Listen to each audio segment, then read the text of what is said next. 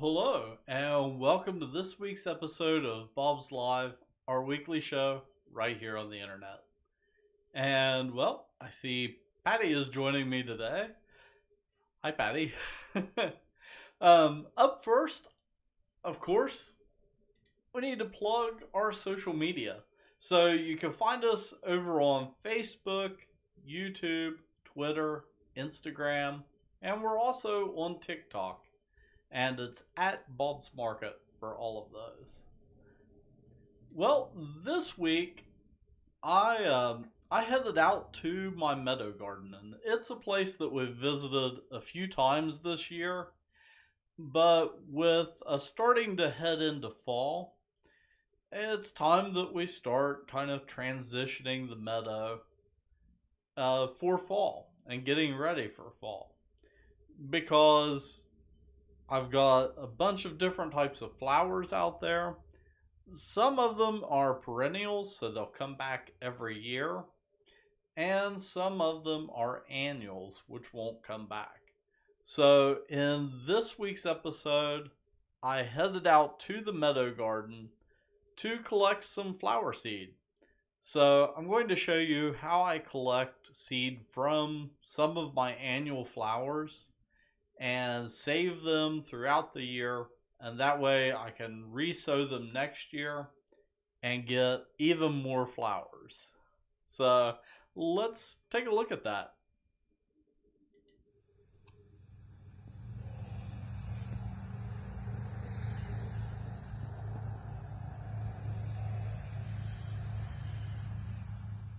Today I'm out here in my meadow garden where I'm going to be collecting some seeds.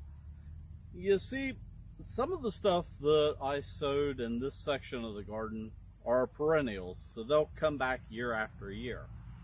But some things, like this cosmos, it's an annual. So what I do is at the end of the season, I collect the seed heads, clean them up a little bit, then bag them up and store them till the next year. And that way I get kind of an ever-increasing supply of seeds. In fact, I'm planning on kind of doubling the size of this area next year down into this side of my meadow garden. So today I'm going to be collecting cosmos seed, zinnia seed, and then also some of the buckwheat seed. So I'll show you the process that I go through to collect it and clean it up and then bag it. Alright, so up first I'm collecting some zinnia seed heads, and really what I'm looking for are seed heads that are dried out and that has started to dry down the stem. So if I look at a seed head like this one, it's still got a lot of green right underneath of it. But there's a couple seed heads back here in the back. Like this one is dried out nicely. And I'll just use my pocket knife to cut it off.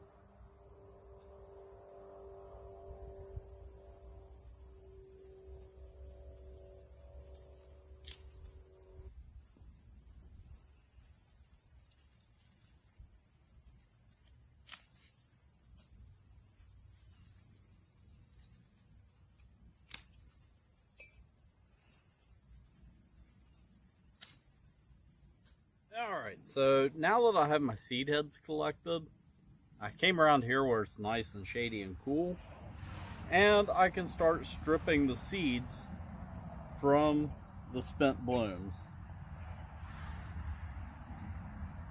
And right here along the edge, if I pull out one of the spent petals, you can see right there on the end is the seed.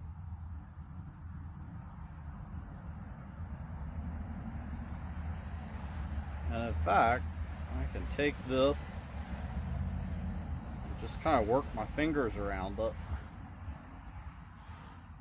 and the seeds come off just like that. So those are all zinnia seeds.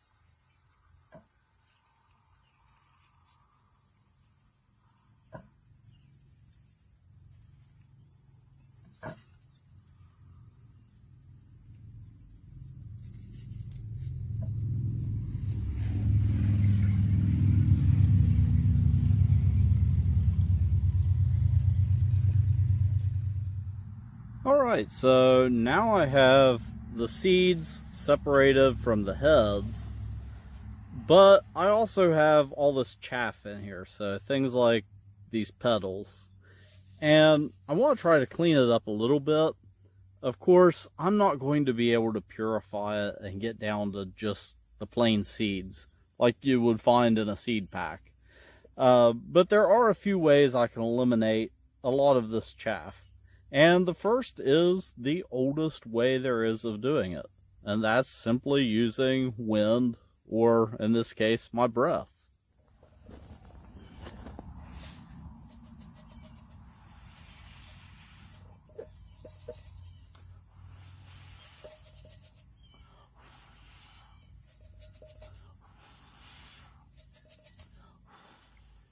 Alright, I've got a good bit of the chaff removed.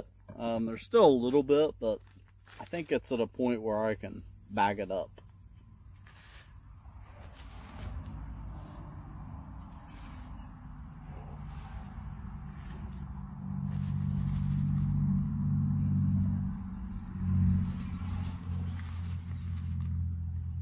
These little Ziploc sandwich baggies, or little snack bags, they were great for storing seeds.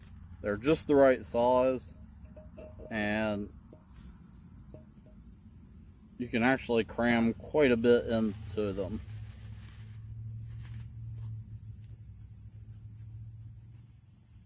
The only downside is they tend to be kind of staticky, and sometimes it can be kind of tough to get them to seal.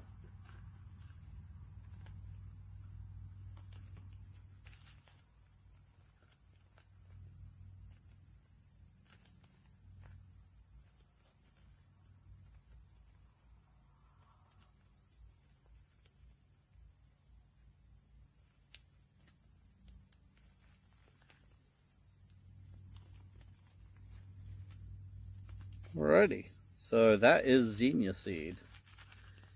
And this is just one batch. I'm going to collect more over the course of the fall. So,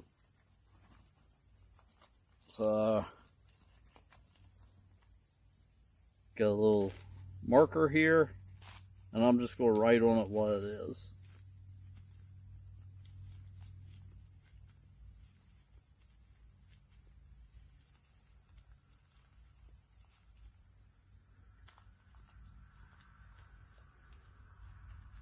So it's zinnia, and then I put the year 21, and I'll just pop these in the fridge with my other seeds.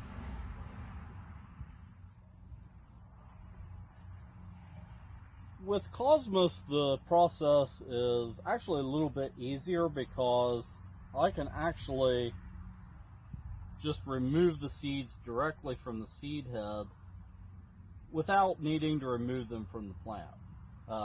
You can just sort of pinch them and the seeds fall right off.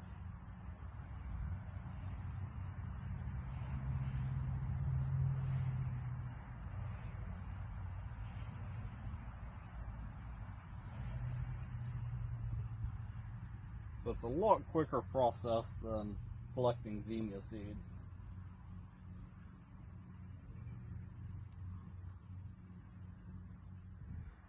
So here is the Cosmos seed that I collected, and you can actually see the white chaff in there. So it's a little bit easier to separate because there's a larger weight difference between the seed and the chaff. So I can actually like pick it up and just let it fall, and just the light breeze that we have right now carries the chaff away.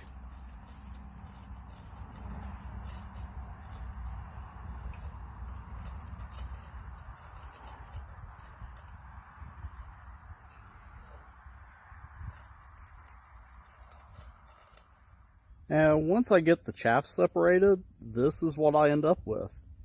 This is pretty good looking Cosmos seed. And again, I'm going to bag it up, label it, and store it until next year. The last thing that I'm going to collect today is buckwheat seed. And the buckwheat is still kind of blooming, but there's also a lot of seed here that's ready to be harvested. And it's just a matter of going in and kind of rubbing your hand over it, and the seeds will work themselves out.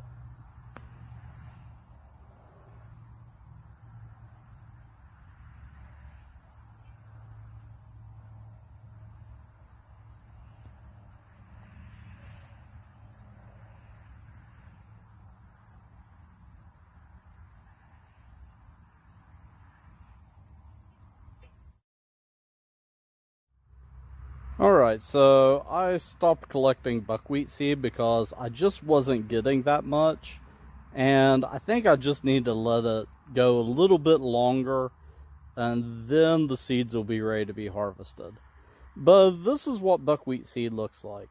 They're kind of these odd-shaped, kind of football-shaped seeds, and the holes on them are really hard.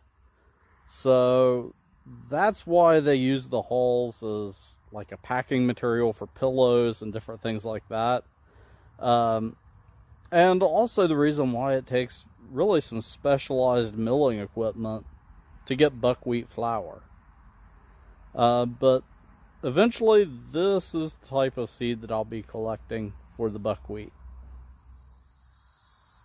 My next big step this fall will be mowing this entire area down, and that'll help disperse any seeds that are still in here and help them reseed for the next year.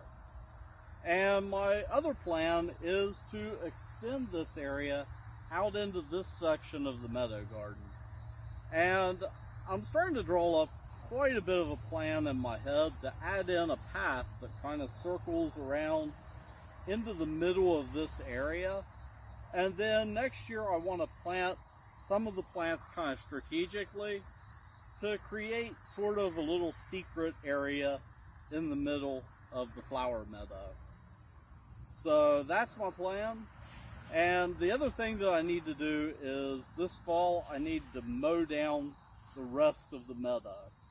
And what that'll do is it'll help it kind of regenerate. So I'll end up with another beautiful meadow garden next spring.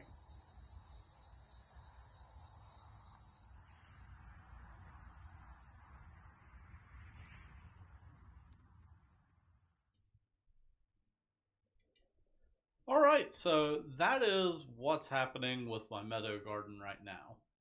And collecting seeds like that, it's kind of the exact same process, but on a smaller scale that professional seed growers use to produce seeds. So something like marigolds, they're growing in these huge fields until you get those seed heads, which are the spent blooms. So, you know, a lot of times to keep a plant looking nice, you'll deadhead it and pull off the spent blooms, but that's where the seeds are. So in the case of my wildflower bed, I want to leave those seed heads on there because that's what's going to give me the seed for the next year. So as I said at the end of the video, I'm going to mow down that flower area at the end of the season, and a lot of the perennial flowers that are there where the seeds can survive through the winter, that'll disperse those seeds out into that area, so then they'll reseed and come up next year. But for things like the zinnias and the cosmos, and to some extent the buckwheat, it can reseed and come back up, but I find that sometimes it kind of needs a little extra help, so I'll collect the seeds and then resell it. And really, I even do that for some of the perennials. So I've got a lot of Coreopsis that's growing in that wildflower bed, and I'll collect some of the seed heads from it and gather up some of that seed that I could use. But then also, I'll also buy some new seed mixes to mix in with the seed that I'm collecting. And that has a little bit to do with genetics. Um, Some of these seeds that I'm collecting might be hybrids. I don't really know. I just purchased off the shelf Xenia seeds and Cosmos seeds. So I didn't buy anything that was specifically an heirloom variety where you get the exact same thing every time. So we've got some genetics at play here. And I'm going to show you a really simplified version. Of course, I used to be a biology teacher back in the day. That's what my degree's in. So we're going to do some basic like 8th grade science here. With genetics, you can have recessive genes and dominant genes. So in the case of this flower here, where we've got 2 purple flowers, each one of the purples here is carrying a recessive gene. And you can do, this is called a Punnett square, and it shows you basically the outcome if you breed those 2 flowers together. Or, well, in the case of flowers, like this, they're asexual. So you've got the pollen, and then you've got the pistil. So, they're kind of self-fertilizing. But in this case, you would end up with 3 purple flowers. One's going to be the 2 capital letters. That's going to be only dominant genes. Then you've got 50% of them that are going to be like the original flower, where you have 1 dominant, 1 recessive. Then 25% of the flowers are only going to have the recessive gene. And then in the case of this example, the recessive comes out as white. So I basically have the same thing going on in my wildflower bed with the zinnias and cosmos and different annuals like that I'm planting and collecting the seeds from. I'm not sure what I'm going to get next year. So what I'm going to do to kind of hedge my bet is I'm going to buy more just off the shelf seed to mix in with that seed. So that way, if I get some really funky stuff next year, like if it doesn't perform the way that I'm expecting, I mean, this stuff, it could end up like 5 inches tall and not have any blooms on it. It all comes down to genetics. And of course, it's way, way more complex than this. So, you know, it's just a big experiment. So that is the one caveat of collecting flower seeds like this. Um, Although I have had luck in the past with Cosmos is a good example. I had some orange Cosmos about 10 years ago that I collected year after year and replanted, and I would always get the exact same orange Cosmos. So, it was pretty much what you would consider an heirloom plant, where you're getting the exact same thing every single time. With these, I'm not going to know until next year when I plant them. But yeah, it's a fun thing to experiment with, and it's also interesting what you'll get as far as combinations. And this year for me, I planted multiple different types of zinnias. So there's a chance that I had interbreeding between different varieties of zinnias. So I might get something really interesting next year. We'll just have to wait and see. And, well, the last thing that I want to talk about this week is, of course, our virtual fair that we have going on. And this is the final week for submitting entries for the virtual fair. And let me jump over to the web page for it. And I'm going to find the browser here. For the virtual fair, this week, we are doing livestock and animals. And the entries are due Thursday, August 26th. So this coming Thursday. But we're doing livestock and animals, and the different divisions are feeder calves, goats, heifers, hogs, lambs, poultry, and steers. So last week I kind of combined everything down into 3 categories. It's hard to do that with livestock. So I just kind of went with kind of the standard fare divisions. So you can send in your entries to ask@bobsmarket.com.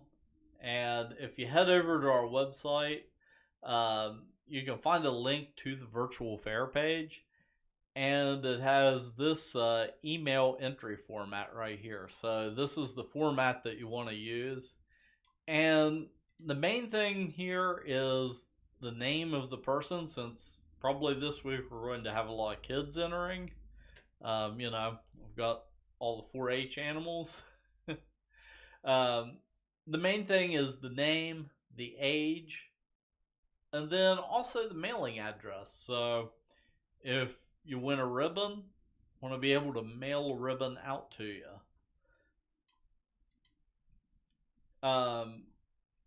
But this is the main page. Last week we had our home arts was last week.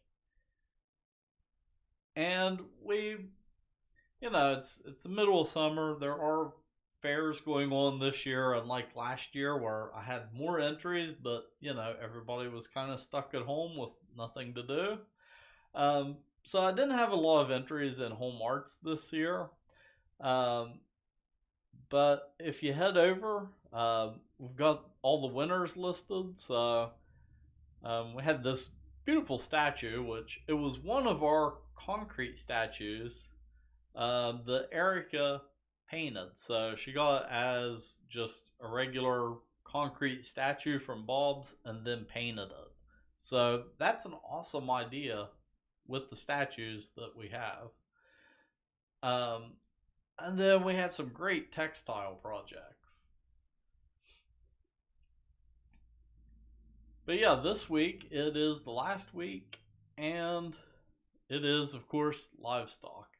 So if you have kids that are doing 4-H projects, whether it's a feeder calf or a hog or whatever, go ahead and send me a picture. Preferably, one of those nice ones where they've standing there with it. And the chances are pretty high of them winning a ribbon. So, let me jump back around here. That is all that I have for this week's episode of Bob's Live. So until next time, keep growing.